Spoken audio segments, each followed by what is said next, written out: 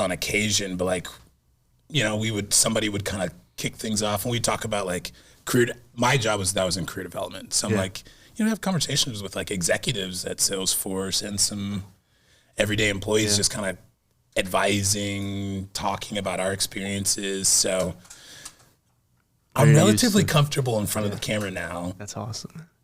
That doesn't necessarily mean that I'm good in front of the camera. Those are two different things. I think they follow though. I think if you're comfortable, it comes. It'll look good.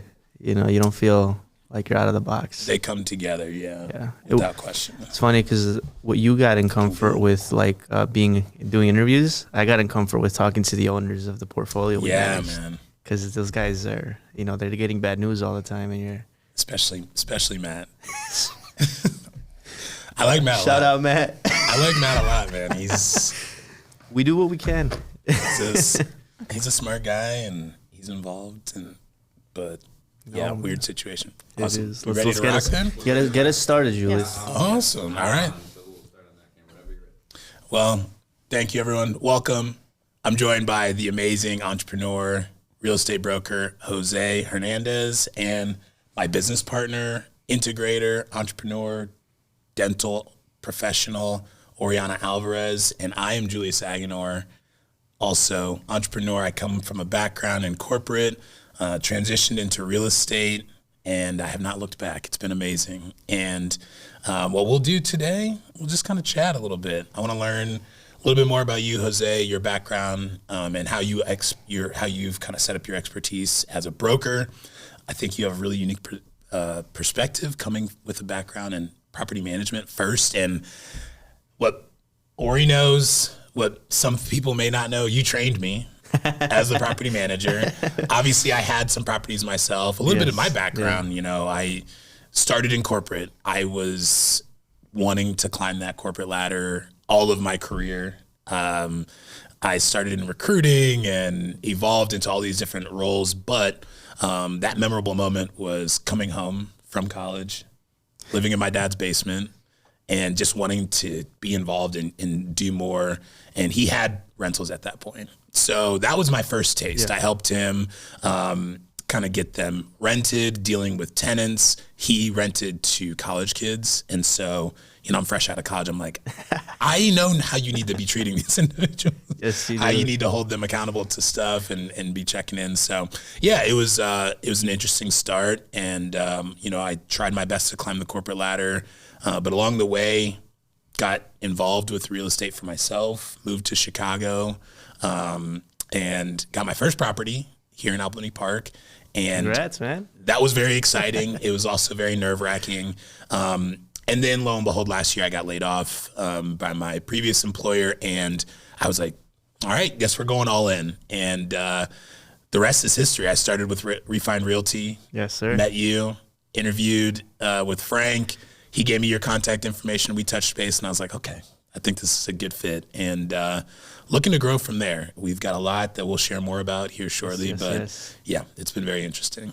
It's interesting you say that. I remember the conversation we had. You're very good about asking questions and trying to get a full picture. I think you're very analytical, which helps you in everything that you do in corporate and in real estate.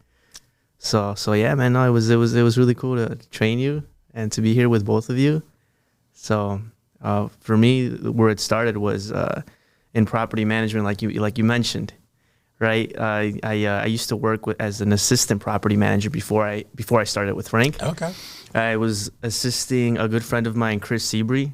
Shout out to Chris Seabury. He's got a construction company now, because that's where his skills moved him to. Sure. But at the time, I was kind of just helping him like get material from Home Depot, kind of like checking in on job sites.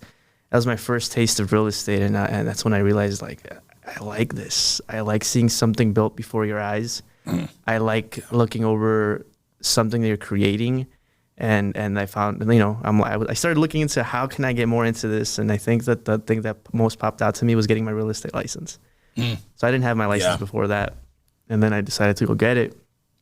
I had to, during that time, during that period in my life, it was a little kind of like a bit hectic, because I got my license, but my mom was battling cancer. She passed away, unfortunately. But that kind of put me in a position where I had to take a break from getting my license. Sure. And I was a medical interpreter, so that really helped because I would get to see my mom at Lutheran General Hospital while I was working. Beautiful. So I was always like really resourceful to make sure everything got done. Yeah. But I did need to take a break from real estate. So I think that was like a 6 to 8 month period. And then when I finally came back, I took my test, I passed it, and I had a friend of mine reach out. He's actually one of the storage employees for Frank. Okay. Yeah. So my good friend was a storage employee for Frank working at Agonor Properties. Got it. Christoph. And I got to thank Christoph because he introduced Frank to me. He said, "Hey, Jose, I know you got your license, and I know that you want to get more into real estate, and I see that you like doing a lot of things." Because I'm all over the place, if you can't tell. I love juggling, tasks. It's fun. Keep things wild, You have to keep it interesting. And so he knew that about me, and he said, Frank's doing a little bit of everything. He owns these storage companies. He's a managing broker, actually.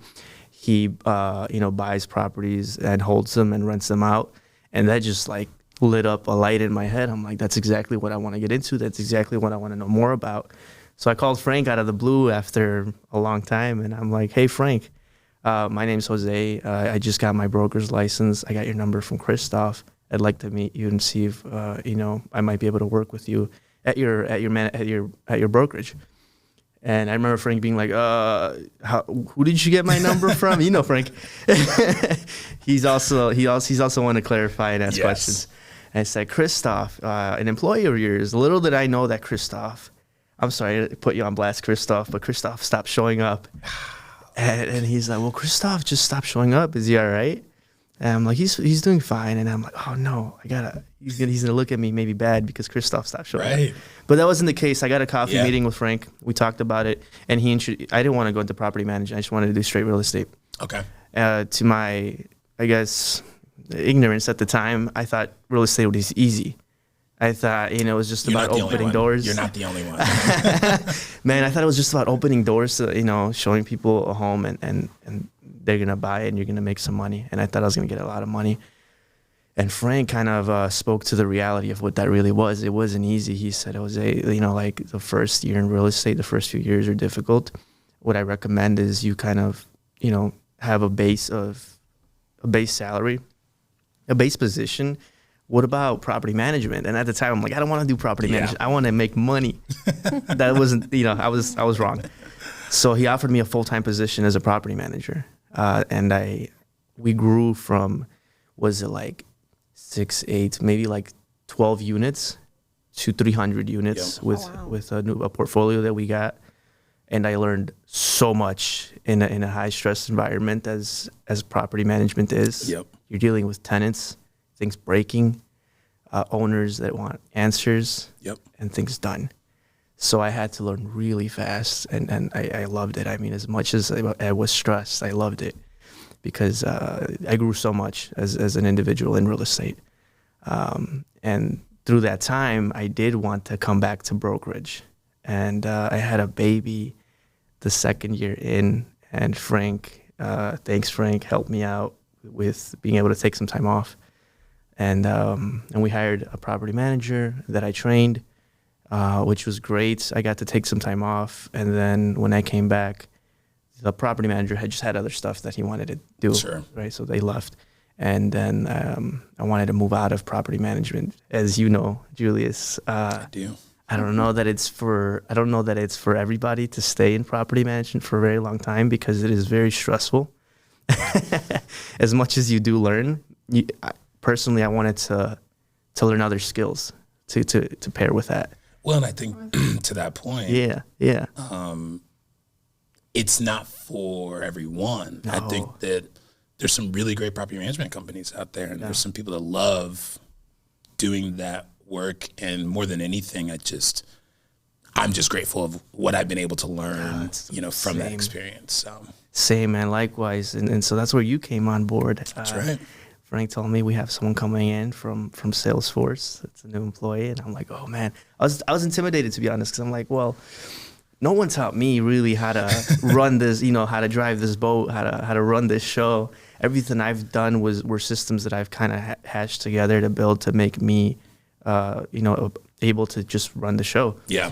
And so when you called and were asking me questions, I mean, I was just honest, and I think honesty is the best thing you can do. Yeah. That's the right foot forward. So you asked so many questions, and I was like, oh man, this guy's gonna be great. He's gonna build systems. He's gonna come in. I'm gonna get to learn from him as well. And I think it's been like that because I didn't know at the time that you were doing the part-time, rentals. Right. I learned that along the way, and then I learned that Oriana, you were helping with that as well. Instrumental. Yeah. Instrumental. And I want to know more about that, and I think that's why it's great that we're sitting here. That's kind of to put us up to the timeline to how we started and how we met. I think now is the right time for you to maybe tell us a little bit about how you're involved in this, instrumental to this process here. Right. Yeah, for sure. I'm start in real estate actually without knowing that I was in real estate. I was already here for a couple of years because I moved from Venezuela. And I was working, survival jobs. I did server. And by the time I started in real estate, actually I was a nanny. So it was, Very different. I know, but but the moment my main objective was getting again into dentistry because in Venezuela I'm a licensed dentist. Oh, I didn't know that. Yeah. Yes. That's right. It's awesome. So I came to the U.S. not talking any English, and I was the doctor, so I wanted to go back to that. Yeah. So my first a step toward that was being a dental hygienist. So I was studying and I was working a lot and I was needing to save money. And I found an apartment with an amazing layout. What I did was renting a room. The actual room, it was a one bedroom. Yeah. So I rent the actual room and I blocked up a space that was actually the dining room. Yeah. And I was living in there.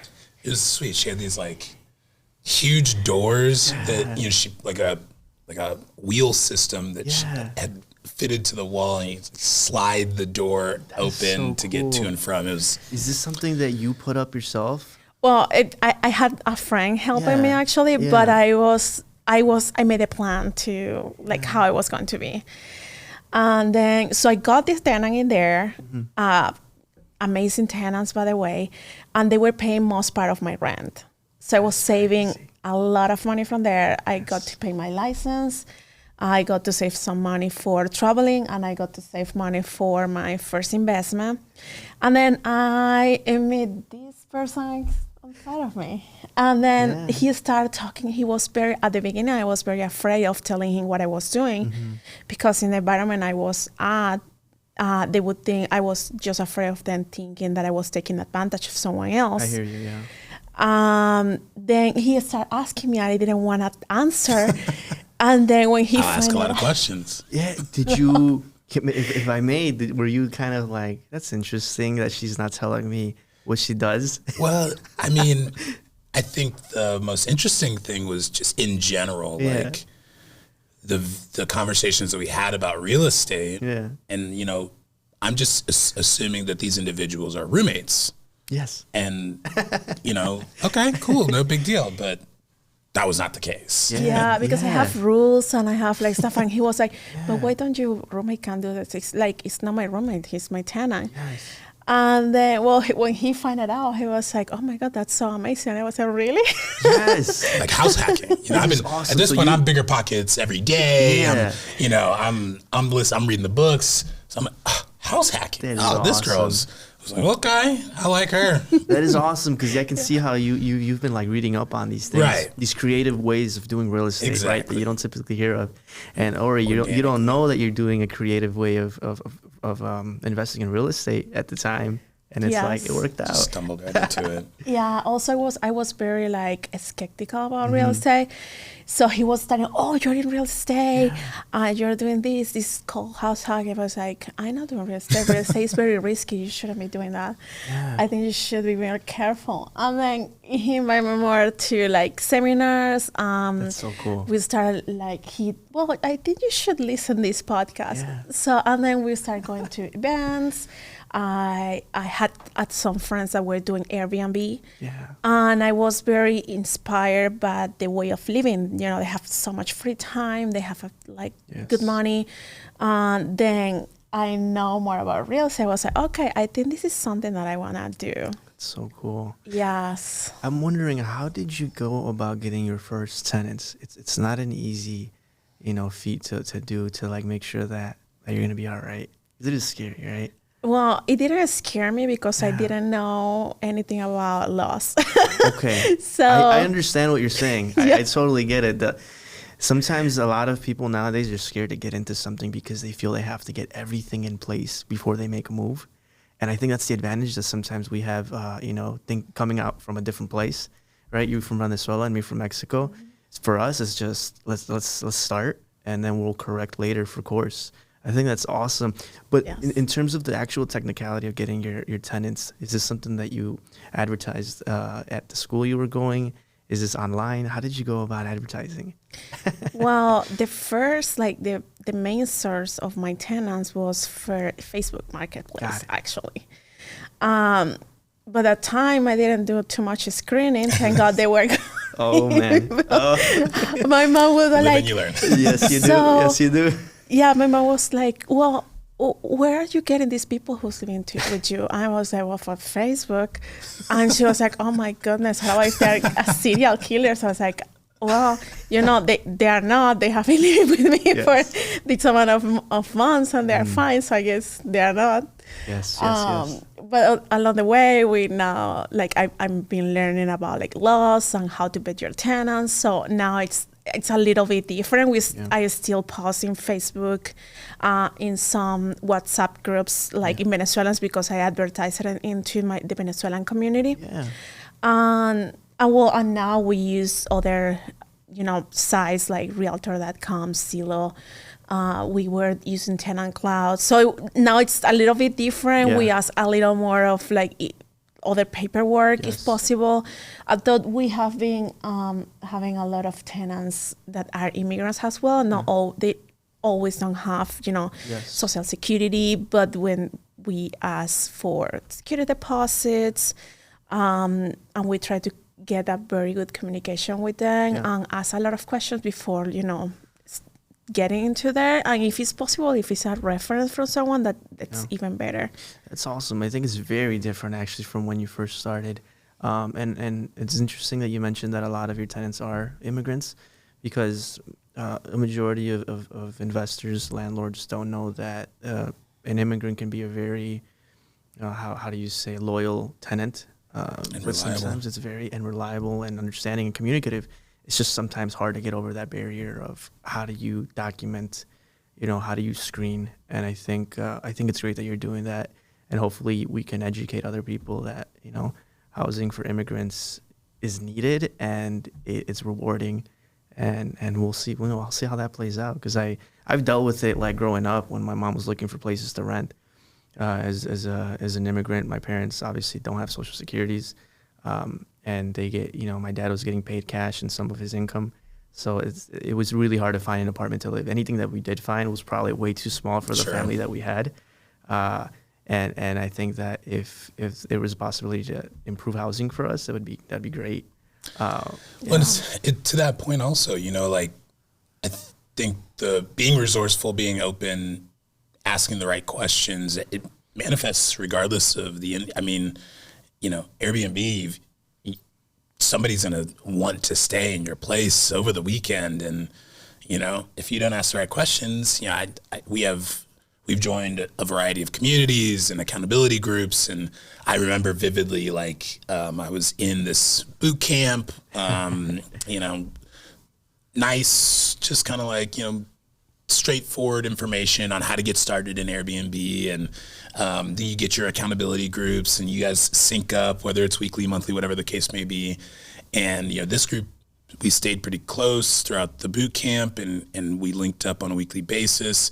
And one week, I will never forget, one of them, they did the work. They got the Airbnb, they've got their listing, and now they send this emergency email and group text and in it is a video link, and these kids are in their Airbnb on camera, like flashing a gun outside the door. And it's like, whether it's Airbnb, whether it's long-term renters, property management, we deal with delinquency, and sadly we try our best to not get to that point, but evictions. And I think it's one of those things where, you can screen all you want to, you can ask all the questions, but in the end, regardless of what industry and regardless of what type of work you do, you're going to run into situations and mishaps. I think that's, when we get back to that conversation we had right before, before the cameras started rolling, like, property management isn't for everyone, and real estate isn't for everyone. I think the biggest lesson that I've learned from all of this is that no job, no industry is for everyone. And that's what makes you the individual that you are, and the individuals who are able to identify that. Everybody's searching for their passion, their purpose. And it's so easy to see something, specifically real estate, that has turned a lot of millionaires into billionaires, turned a lot of middle-class individuals into millionaires. It is a way to grow that financial prowess, but you don't have to be all the way in it. You don't have to be the property manager. You don't have to be the broker. You can lend your capital. You can joint venture with somebody. There's a lot of different ways to do it. Understand where you want to go. Understand the role that you want to play, what your goals are, because, there's some good stuff. We love the 5-star reviews. We love them, and our midterm rental, we've got some folks who've extended multiple contracts. We've had a couple people who have actually returned.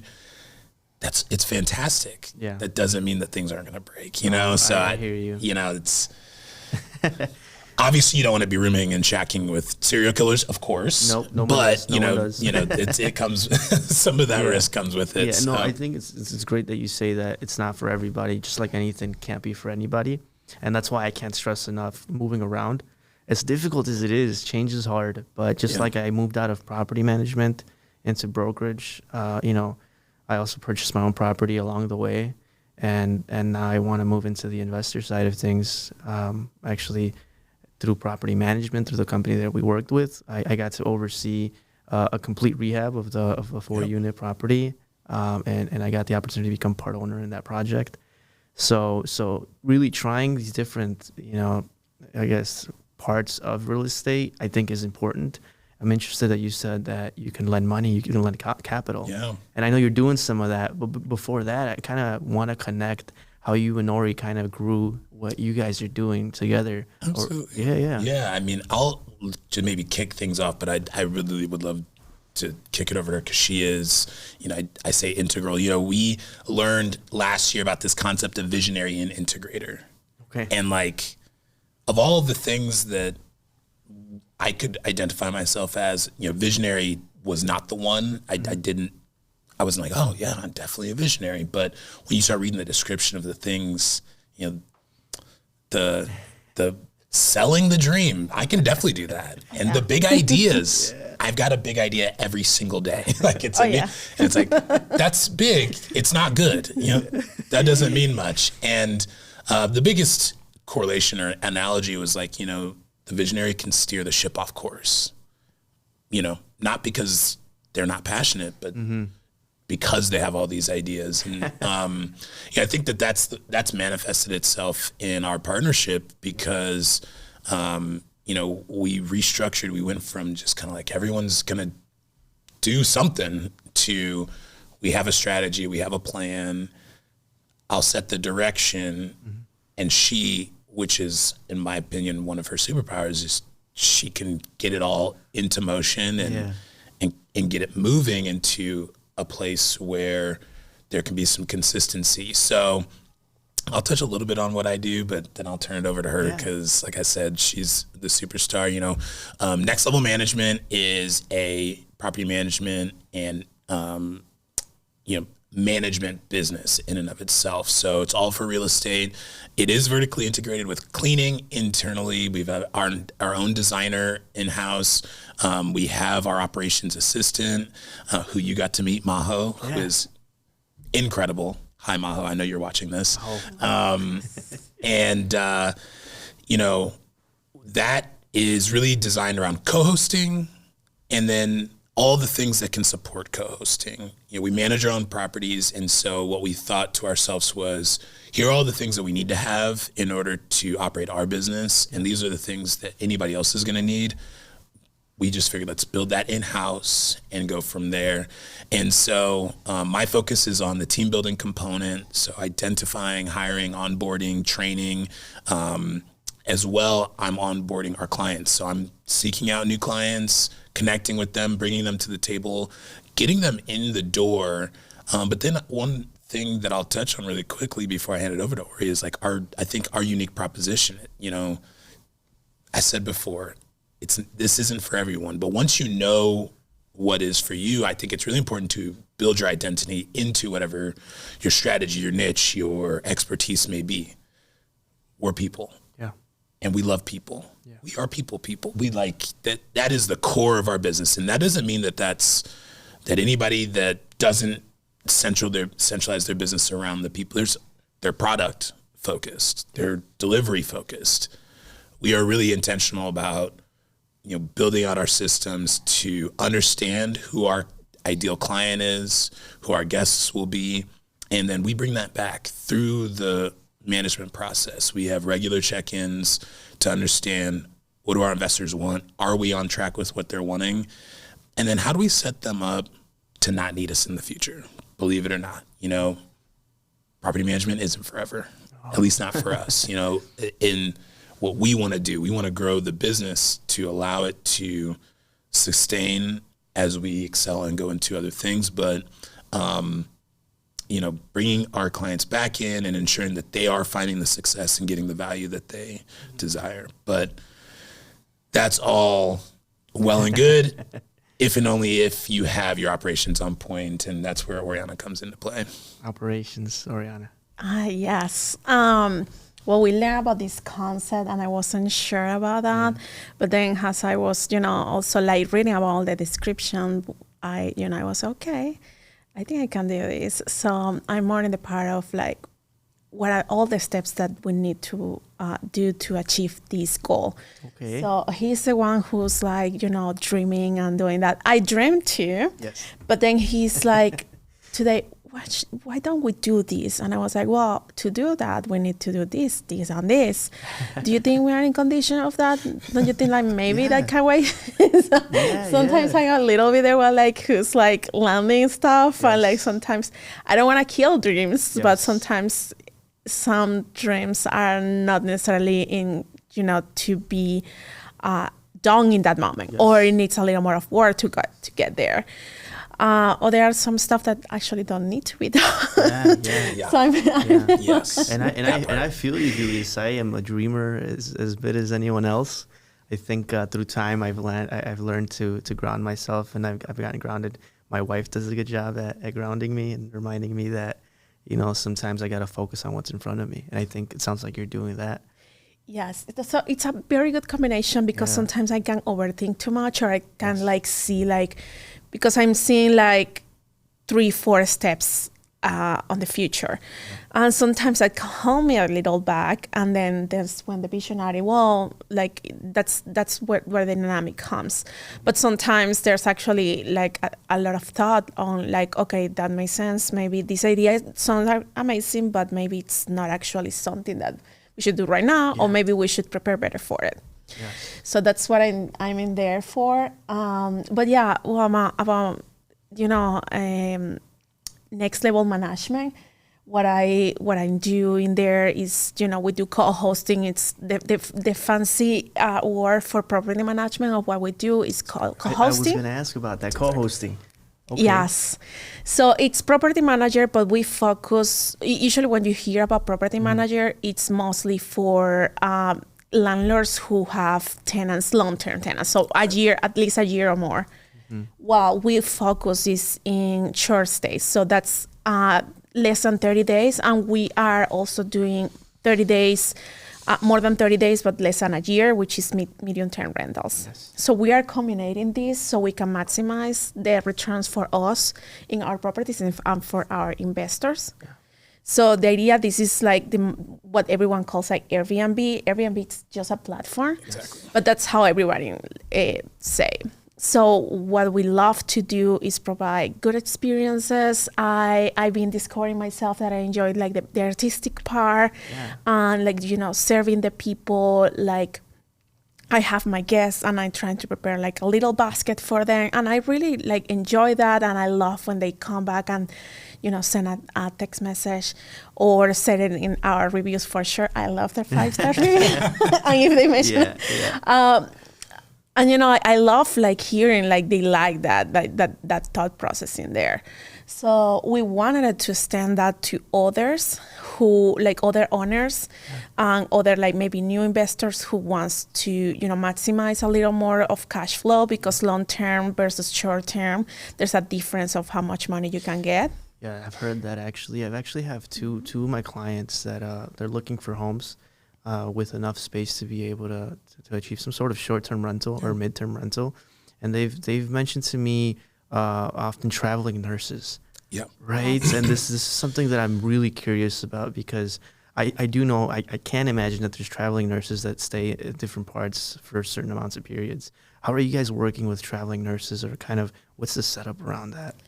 Yes. So actually, before responding your answering your question, it's very interesting that you mentioned that, because that's something that also we want to do. We want to partner more with real estate agents who have like investors, clients who wants to start investing, or who are already investing but want to do the switch from long-term rental to medium-term or short-term, so they can get a little more of money. So that's definitely something that we will love to do, because I'm sure we'll talk more about it. Oh yeah, for sure. Yeah. And that's gonna help a real estate agent like you to maximize for their clients, and also to get some other like extra stream of income.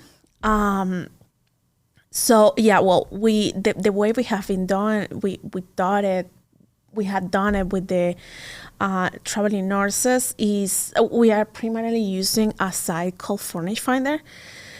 But there are other ways that you can get around that. Okay, Furnish Finder is good, but we are trying to also like build relationships with the agencies, because when you go into Furnish Finder and Airbnb, because they are also booked through Airbnb, there's like the returns are good, are better, like are around 20 to 40% more of what you would get for a long-term rental. They are not that sexy. So what we're working right now is building these relationships with these agencies that brings in these travel professionals or hospitals, and then is when you get like 2 or 3 times of worth of your rent. That is amazing. Yes. That's huge. A lot of times, because with that differentiation, if somebody's going through Furnish Finder, if they're going through Airbnb, in many cases they may have support from an agency at their back, but maybe what we've discovered more than anything is when we go through the process of vetting those individuals and we're reaching out, a lot of variation in what you're getting on the back end from an administrative side of things when you go to check with that agency to confirm that this person's really one of their representatives. Okay. You're dealing with the agency directly. In many cases, if you're dealing with that agency, they've got a budget and a stipend, and it's in most cases at the very least a range that's pretty standardized throughout, and that range is much higher than what those individuals are seeking out themselves. So why do you think that range is higher? Is it because of the benefit that these short-term, mid-term tenants have of not holding the place for a year, 2 years? Is that really what it is, that main difference? Yeah, I mean, you are as a landlord, you are taking more risk and more work into like vetting these people who are staying for short term, stays, but also because you are providing not only a place to live, you are providing a second home. So it's also thinking on like their experience and all they need and provide for them, all that furnishing and everything they need to make sure like they are coming back from work into a place that they're gonna enjoy and they're gonna rest, because that's mostly what they're gonna do there. They're gonna rest to go again on the next day. I think you worded it really nicely when you say you're providing a second home, because these traveling nurses deal with a lot at their jobs.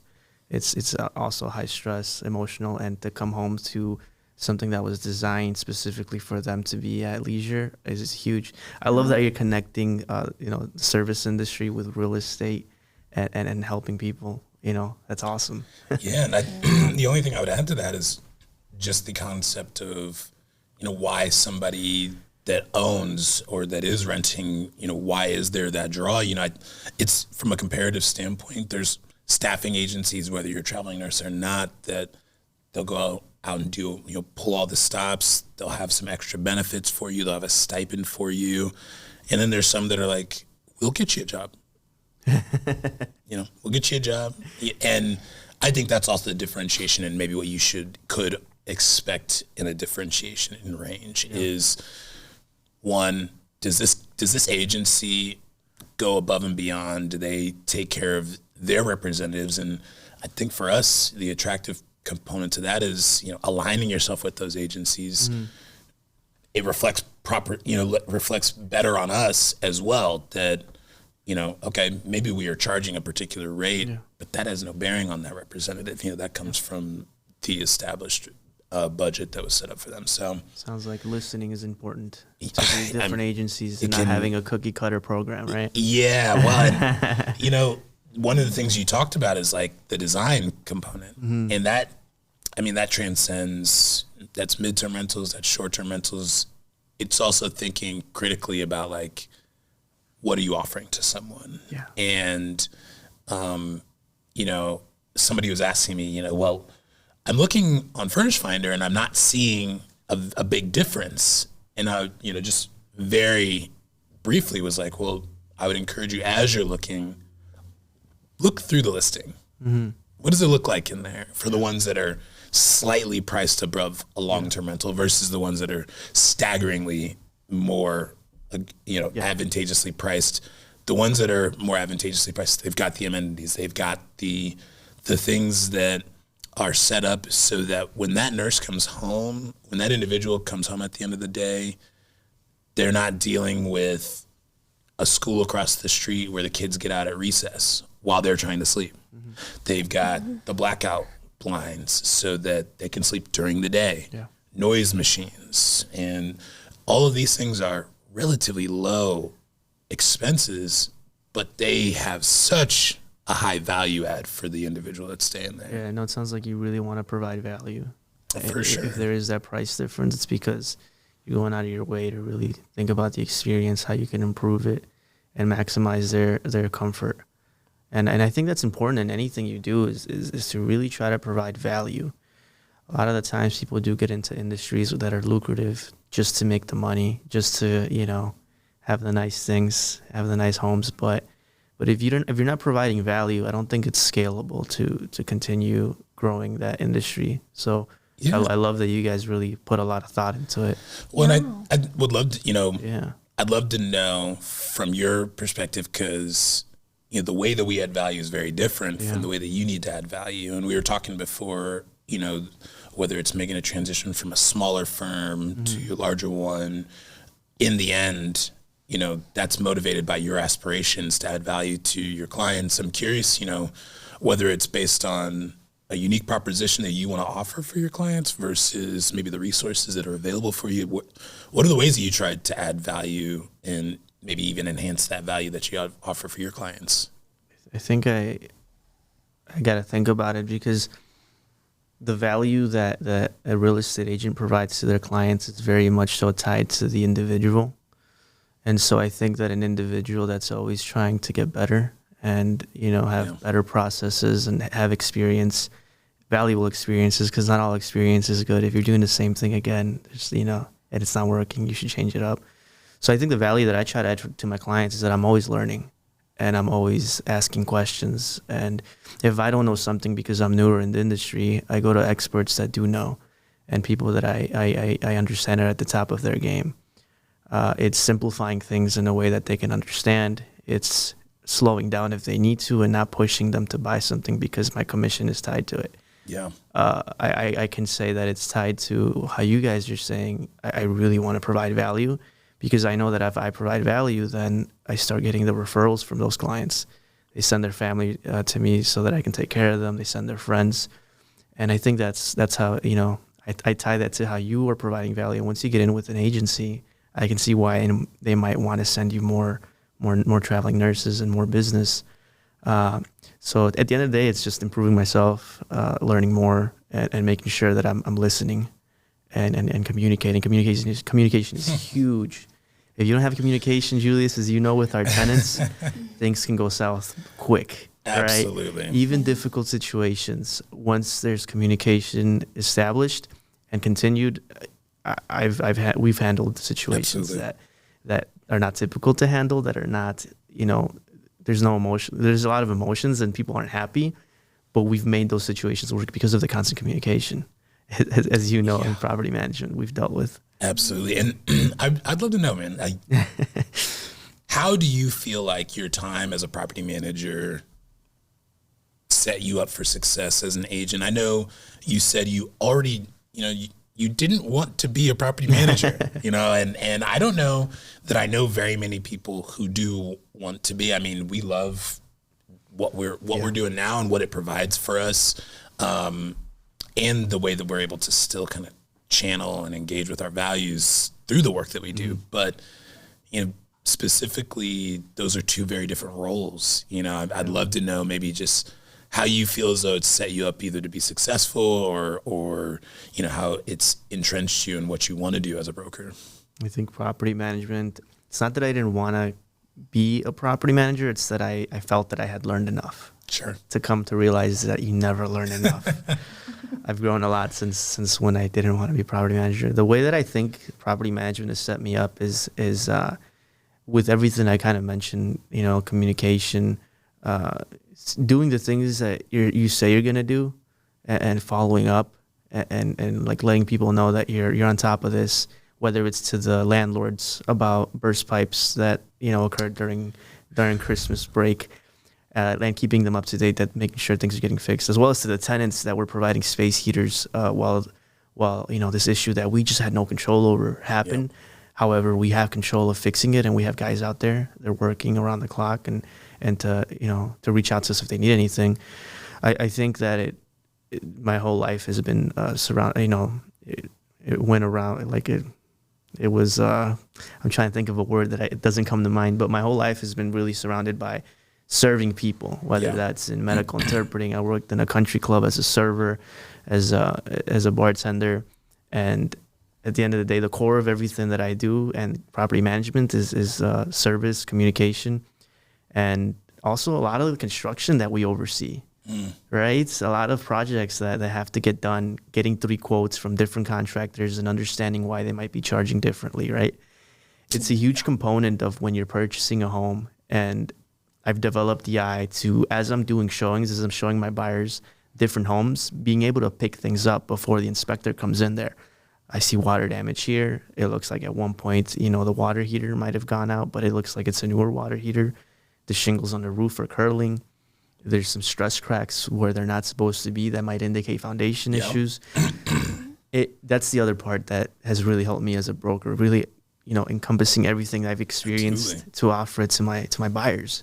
The expertise that I've had to, like, you know, lead with in my life, I offer it to them. Because as I've mentioned before, we as brokers, we have so many transactions, and for buyers, it could be their first or their second home that they're buying. So providing that is huge for them. And I think I can't go back on property management. I'm so grateful that I have that experience. I hear you. As stressful as it was when it was. I hear you. Yeah, I think, also like the way that, you have experience in property management, but you also own your house.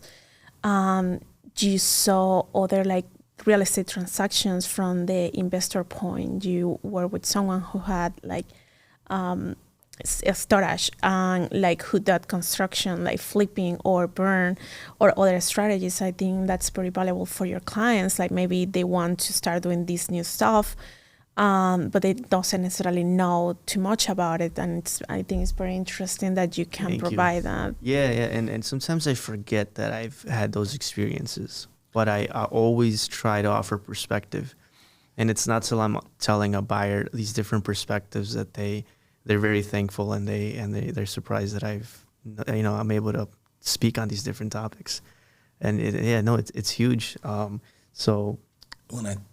love to just throw something in, just because to that point, the experience that you bring to the table, and I think I sometimes see that in her as well, and that sometimes you take for granted what your experiences were because whether you were just surviving or it was just a thing that you were deciding to do, but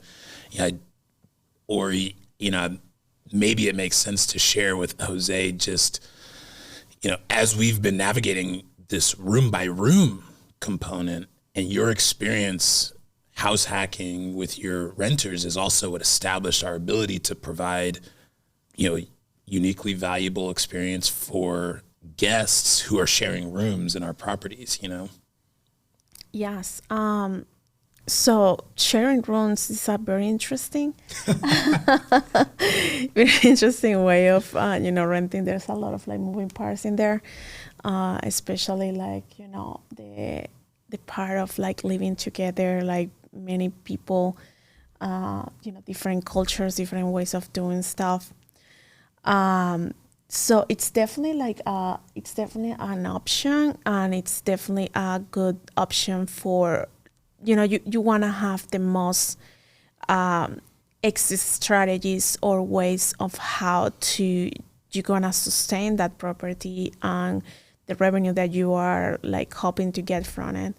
So I think that's one more tool in your toolbox that everyone, like any investor and any like real estate agent, can educate to their buyers and other investors to use. That's available. It can be used. It can serve many different kind of people. It needs to be also set up in the way that serve these different groups of people, like immigrants or students or traveling professionals. But it's definitely a good tool to have in the toolbox. Definitely. What would you say are some of the biggest challenges in being a co-host for short-term and mid-term rentals? Like, what do you think are some things that are difficult and you're still kind of trying to figure out, or finding systems to help along the way with this? Yes. So, as a co-host, it's building the systems, doing like creating SOPs, so we can, as we grow, we can also delegate some of our tasks to our teams. We are growing our team. That's awesome. I know, it's so excited. Yes. We, for the first time this year, we sent some 1099s to some of our employees. I was very frantically that is before awesome. the deadline. Yes. And I love that you guys are smiling about this, because something that stuck with me is in anything you decide to do, try and choose the problems you want. And I think those problems of sending 1099s frantically are a great problem to have. Yes, it is exciting. We were having a conversation, and I was like, do you realize we have a real business and we have employees? We just sent these 1099. So I was like, oh my goodness, this is serious. It's getting serious. Yeah, but going back to like the challenges, so we at the beginning is the component of like knowing all the systems and figuring out how they work and how they integrate with like all the workflow. And I think that's what one of the values that we provide to our clients. An investor, either a new investor or there's like experienced investor who having like, a long time in the game, but they have been doing like more like long terms or like flippings or other type of investments, but they doesn't necessarily have the time, or like they just want to minimize the learning curve. So that's why when we come into the game, to offer them like this shortcut of everything that we have learned through our experience. Yes, and to all the education that we have been done for a couple of years, and put into has a value add to them. Like maximizing the returns, taking the headache of dealing with tenants. Well, in our case, it's guests. But when you're dealing with guests, you're in a hospitality setting.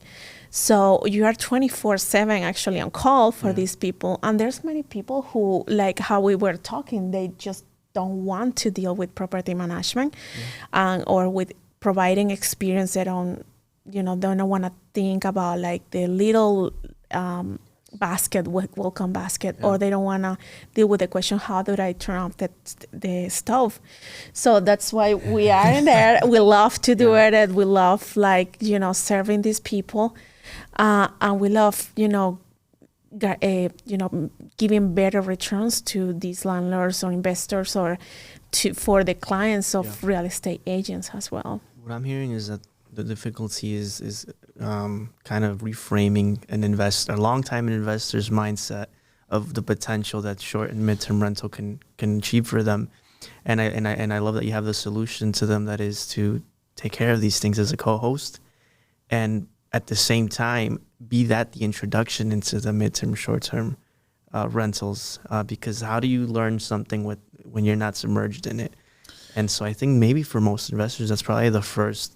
You guys might be the first step they take into that different side of real estate investing.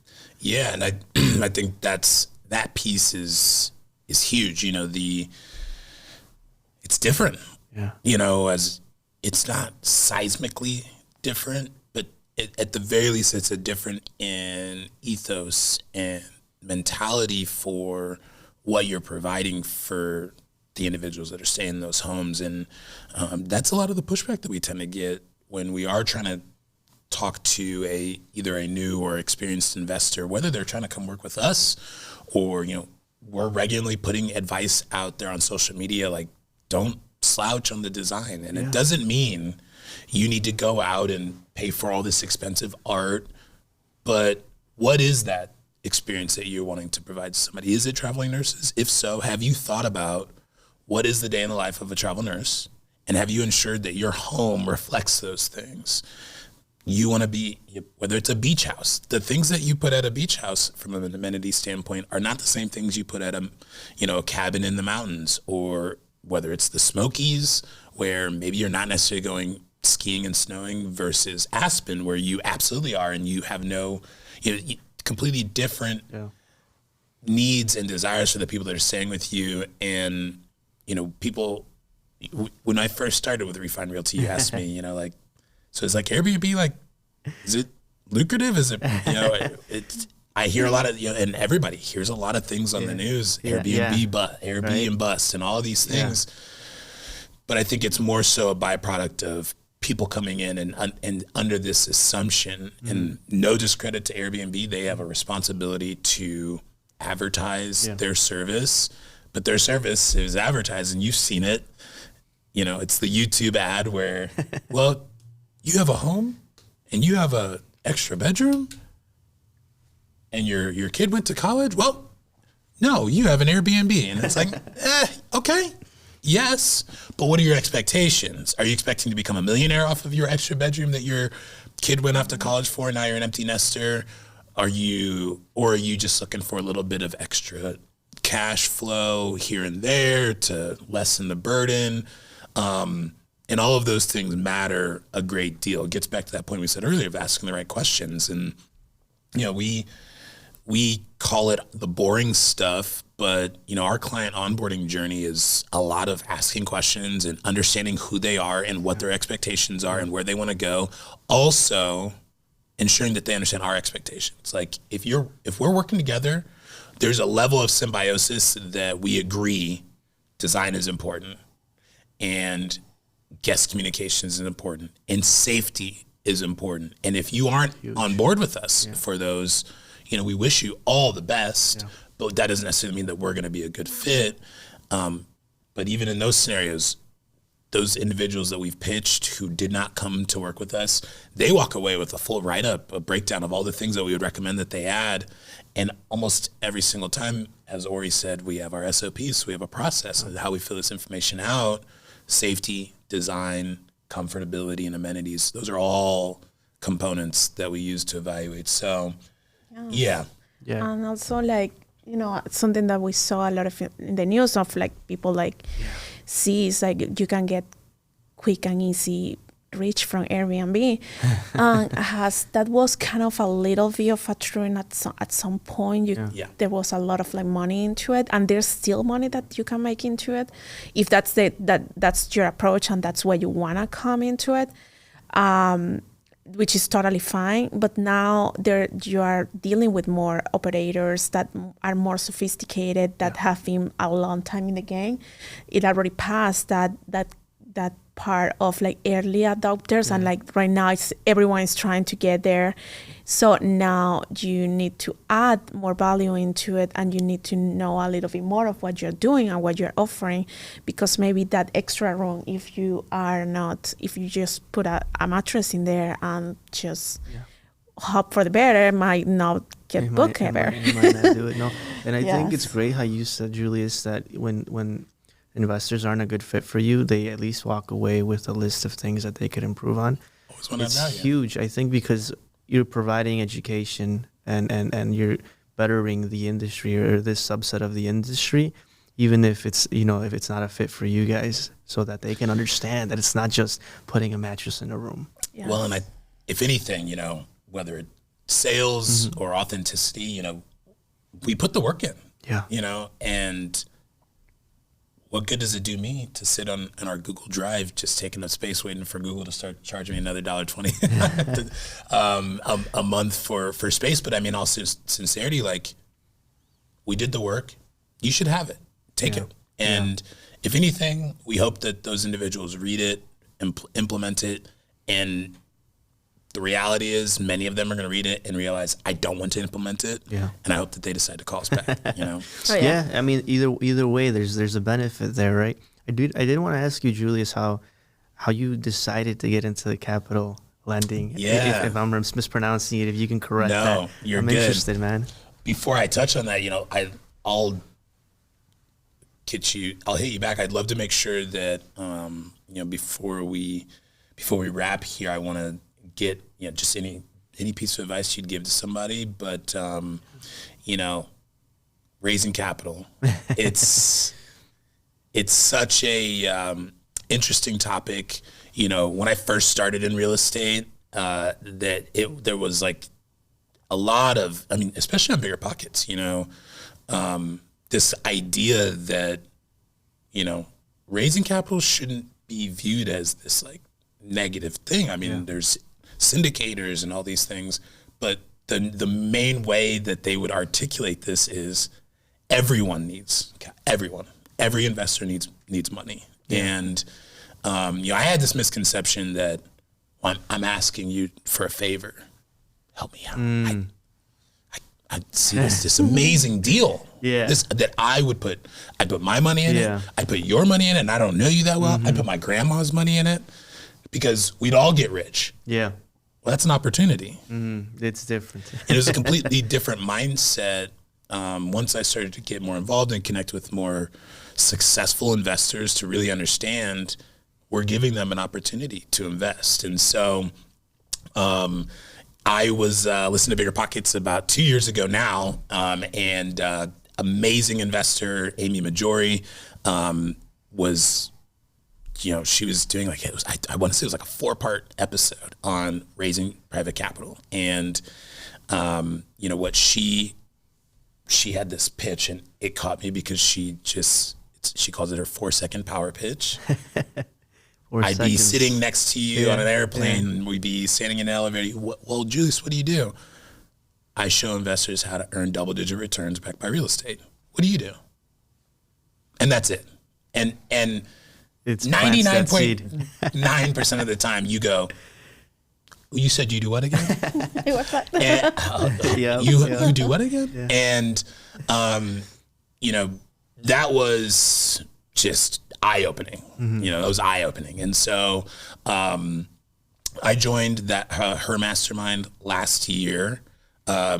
Since joining her mastermind, I've raised $250,000. Congrats. Thank you. Yeah. It's been amazing. I've met some incredible people. I think my biggest takeaway from that experience is, again, what I said earlier, is that although it's not for everyone, there's something for everyone. There's people doing boutique hotels. There's people doing, flips, ground up renovations, all the above, anything you can imagine, campgrounds. And for me, I just viewed it as, this is a skill that I need to have and understand. And then once I got involved, getting back to my values, what matters most to us, Amy and her husband, Sean, are remarkable people, and they care more about the education. And so you may have seen that story that I had talking about the hidden fees behind our 401k plans. And, I can't remember the exact quote, but I mean, you really wind up giving away, if I remember correctly, a third or up to 2/3 of the money, the total amount of money that you put in over the course of time. And yeah, maybe you walk away and you're able to live all right, but, understanding that wasn't and was never intended to be a primary source of retirement planning. And so now it's turned into just, a bit of an education journey. We don't have any deals on the table right now. And so right now I just view it as an opportunity to continue to add value to people, educate them that if you aren't interested in real estate, but you see the way that real estate can influence your life, there's a way that you can do this without necessarily needing to dive all in. You don't need to be a property manager. You don't need to be a broker. You don't need to deal with tenants. You don't need to deal with tenants. You don't need to deal with any of that. But if you work with us, not only will you have to deal with some of those, you won't have to deal with any of those things. You also get the opportunity to get a little bit of education along the way. So it's huge. Yeah, it's been awesome. And before we do our kind of go around here, because I know I want to make sure that we have plenty of time for you guys. What was our time limit, Tom? What does it say on the other side? It's 1:02. You still got to build time. We were a little late to start too. Okay. All right, cool. Awesome. So let's just, Jose, any advice that you'd give to somebody, and maybe the biggest lesson you've learned? There's so much advice I can give to somebody, but I think in regards to real estate and just like financial independency and planning, one of the biggest thing I can tell anybody is to get started in real estate, whether that's just buying your home, whether that's, maybe you already own a home and the next step is you need someone to co-host for you, or whether you're ready to buy an investment property for long-term, holding. I would just say the sooner you start, the better. I wish I would have started sooner if I could have. There's that meme going around. I shouldn't have been messing around in third grade while I could have been buying property. People think that there's a specific special time to buy. They can time the market, but that's not how it works. I think the sooner you get into it and the sooner you start learning, it'll make sense. In the longer. That's my advice. Yeah, I think there's also a quote there best time to start was yesterday, but the second best time is today. So. And it's going to continue to be true through time, Yep. So I strongly believe in that. What about you, Ori? What's some of the biggest advice or best advice you think you can give people? Yeah, well, just get the most out of education. Surround yourself with people who are doing and want to do what you want to do, so you can learn from them. I think the environment has been playing a very big a role in myself, for example, and that's what I advise everybody. If you want to be a real estate investor, go to meetups.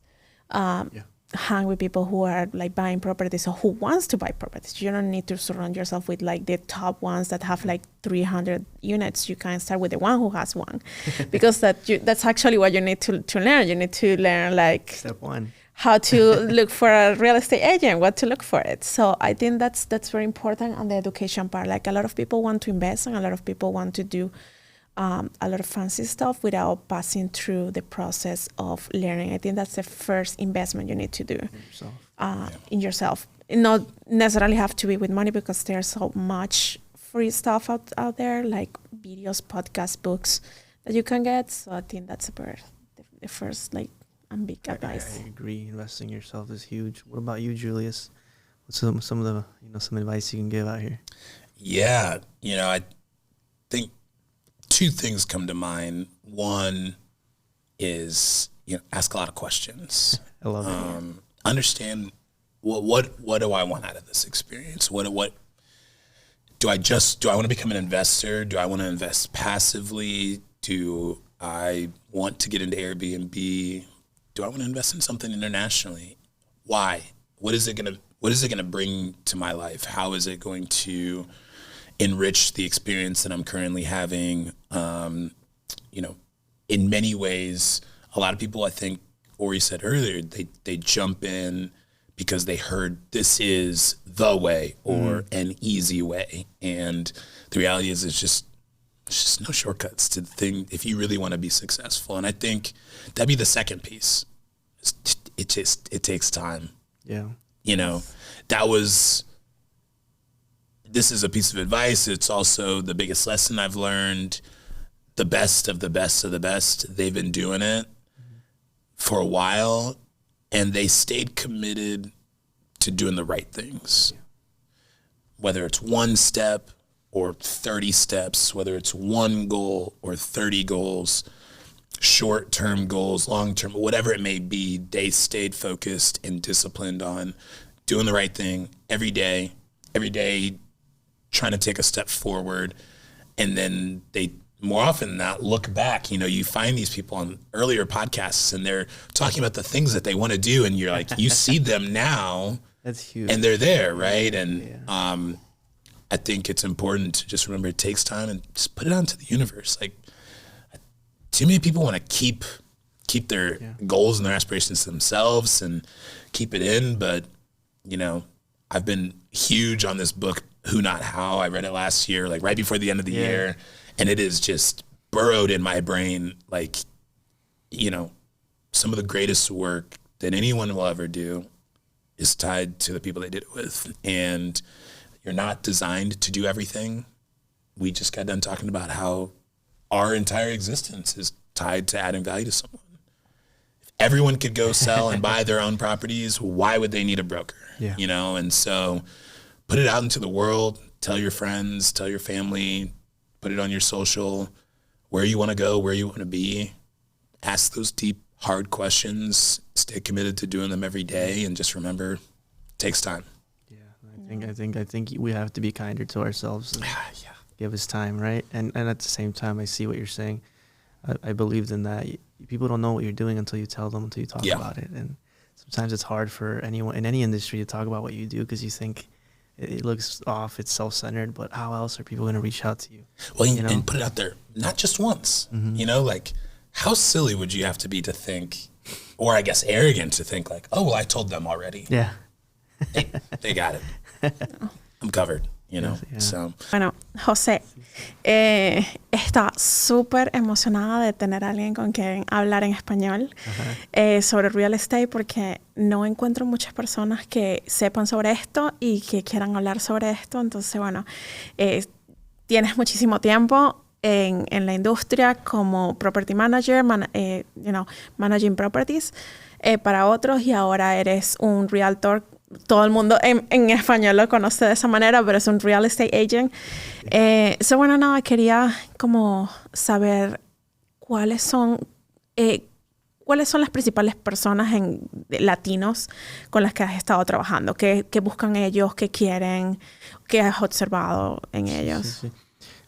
Pues muchos de mis clientes, de hecho, hablan español, y quienes son ellos son gente que están comprando por primera vez, gente que necesita un poco más de información sobre el tipo de préstamos que existen, gente que no necesariamente sabía que uno puede comprar casas con números de ITIN, Y entonces lo que yo hago para ayudarles a ellos es que trato de educar lo más que yo pueda, trato de explicar y también pues tenerles paciencia, porque a veces los clientes piensan que uno como agente de bienes raíces, realtor, los quiere empujar para comprar cualquier casa o los quiere empujar y ellos no están listos. Entonces yo trato de ver todas esas cosas y tratar de ir más despacio, de explicar.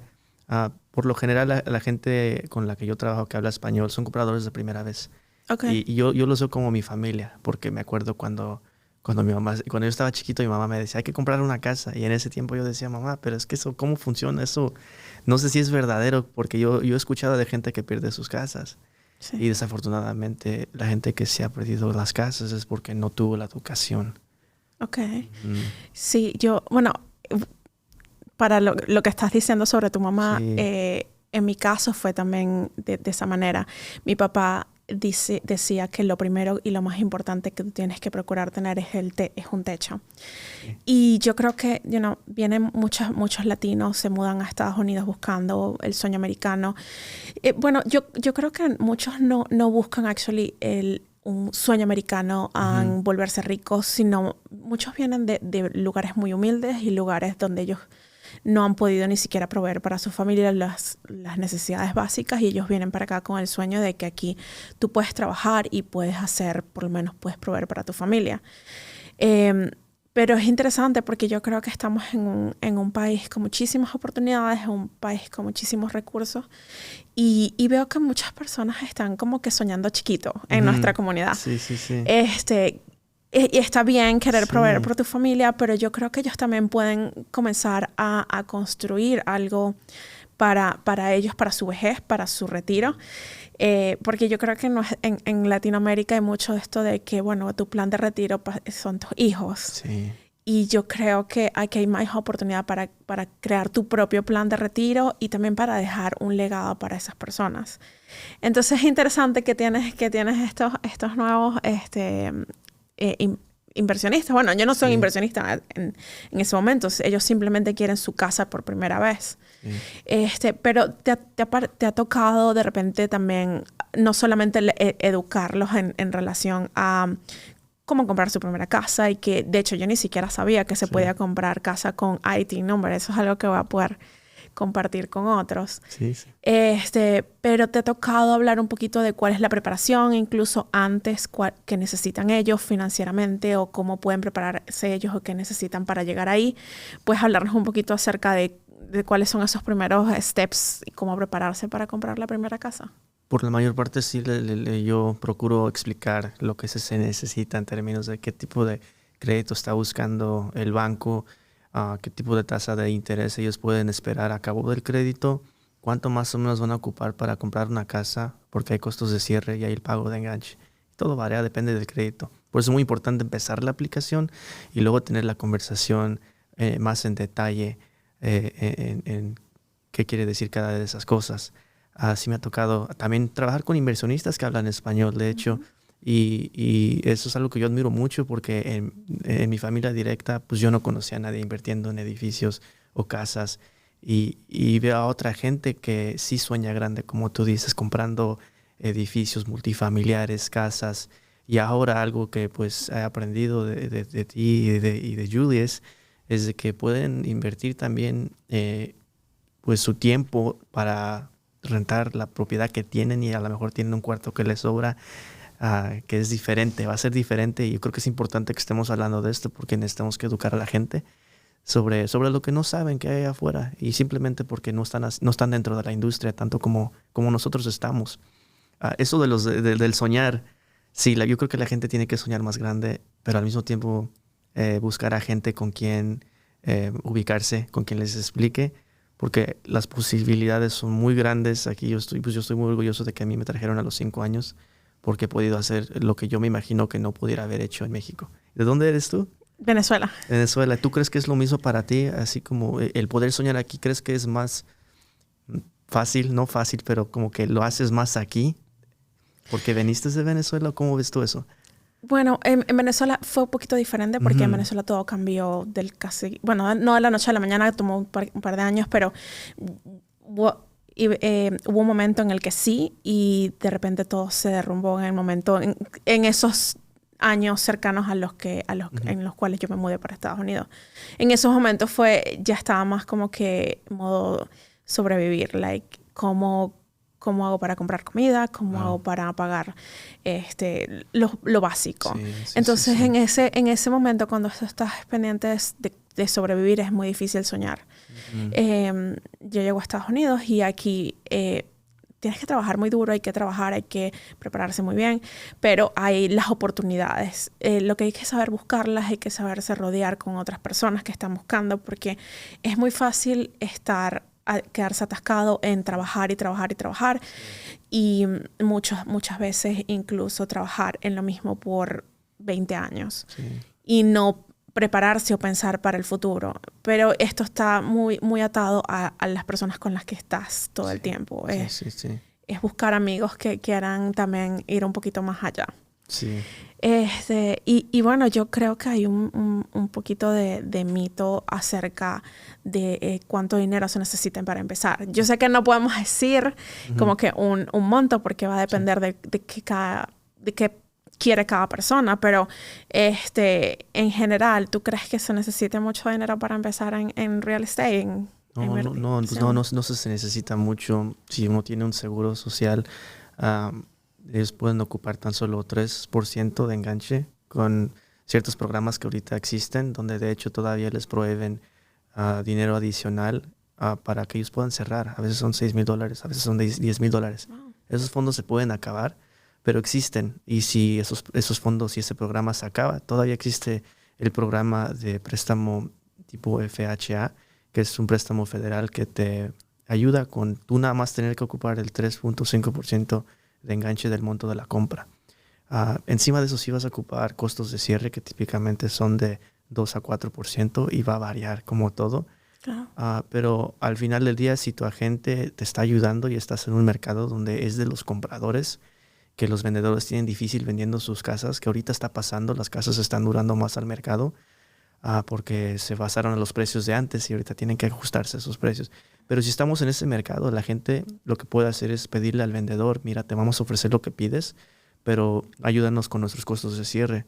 Entonces, cuando originalmente necesitabas, pónganle el 8% del monto total para cerrar, ahora nada más necesitas la mitad de eso porque te están ayudando y tienes el programa que está disponible para que en unas veces compres tu casa con nada fuera de tu bolsillo.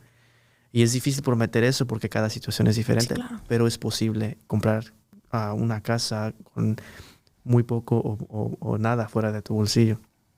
Sí, y yo creo que también las familias latinas, muchos de ellos trabajan en grupos, trabajan por decirlo de una manera, en manada, entonces es más fácil ayudarse entre otros. Pero es interesante porque no se necesita tanto.